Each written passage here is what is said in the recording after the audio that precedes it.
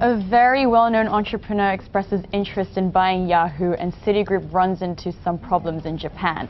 I'm Isabella Steger with the Wall Street Journal, and this is Asia Today.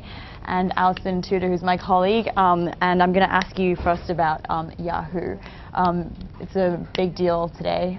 Jack Ma of Alibaba. Can you tell us what he's been saying, and could this deal happen? Well, he's said he's expressed interest in buying out Yahoo, which could potentially be one of the largest acquisitions of a US company by a Chinese company. So this is a big deal.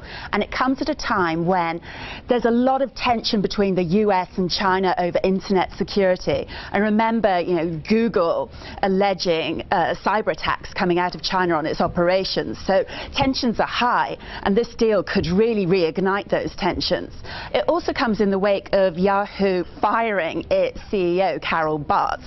And so Yahoo is looking vulnerable at the moment as it searches for a successor to Carol.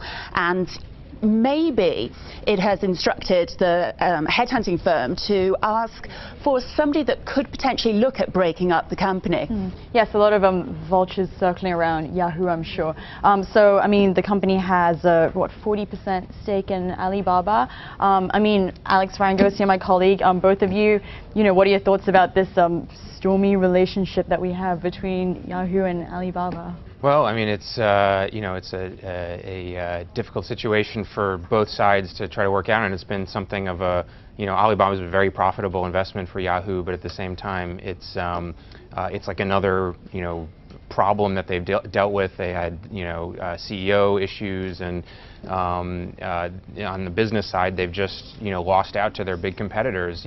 Google came in and took search, and Facebook came in and took social networking, and they're left as they still have a lot of customers and a lot of loyalty, and Jack Ma sees some value there, but it's definitely going to be contentious. Yeah. Well, and how about the online shop is extremely popular in China. We've done many stories about this. Many people that I know shop on there, but there's also problems about piracy and counterfeiting goods being sold there. That's true. That's true.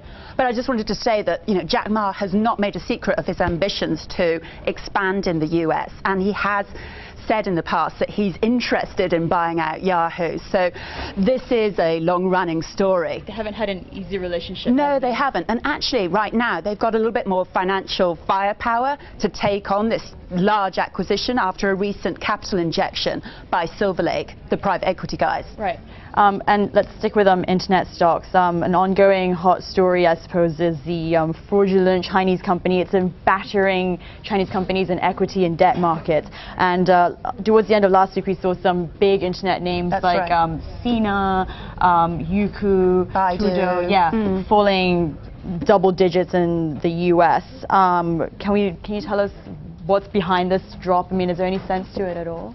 Well, I think people are less willing to give internet companies the benefit of the doubt, less willing to ride that China growth story and say, that this is what we believe in. We believe it's growing and we're not going to look beyond that. And now because of those dozen or so of alleged accounting incidences in the US where the SEC is looking into problems with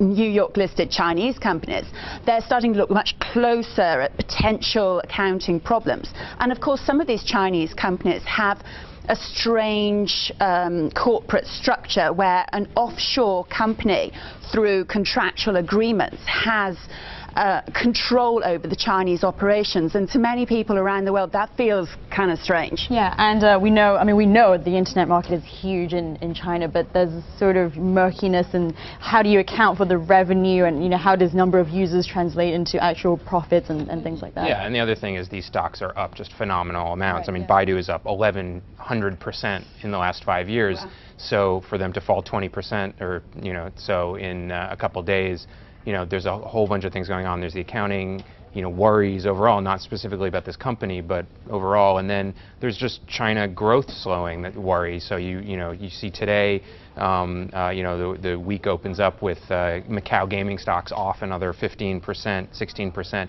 which is an indicator that investors are really worried that the Chinese economy is slowing, that they're going to, that the gamblers that come from the mainland down to Macau to, play their casino games are not going to come anymore in the, record numbers. So this is a pervasive issue. Yep, Hang Seng getting absolutely battered today. And let's turn to a market that you're familiar with, Alison. We're going to go to Japan, where Citigroup is having some issues. Can you bring us up to speed about that?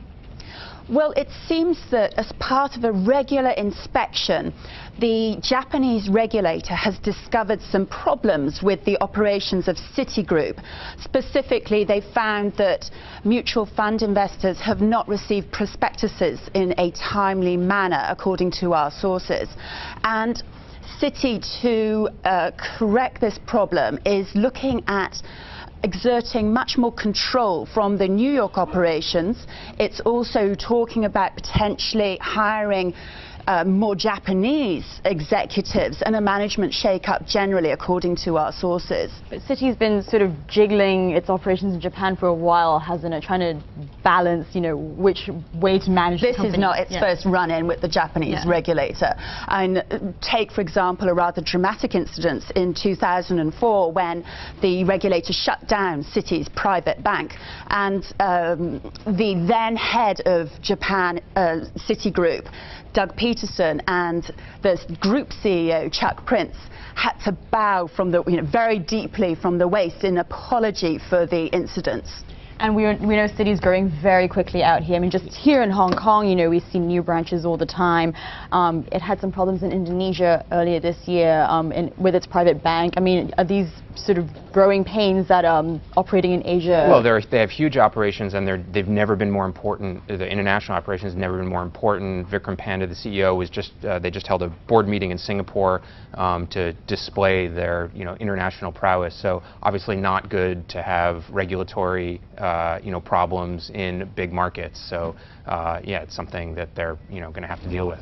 Well, as Citi goes head-to-head with your HSBCs and Standard Chartered, we'll see how they fare. Thanks, Alison and Alex. I'm Isabella Steger, and this is Asia Today.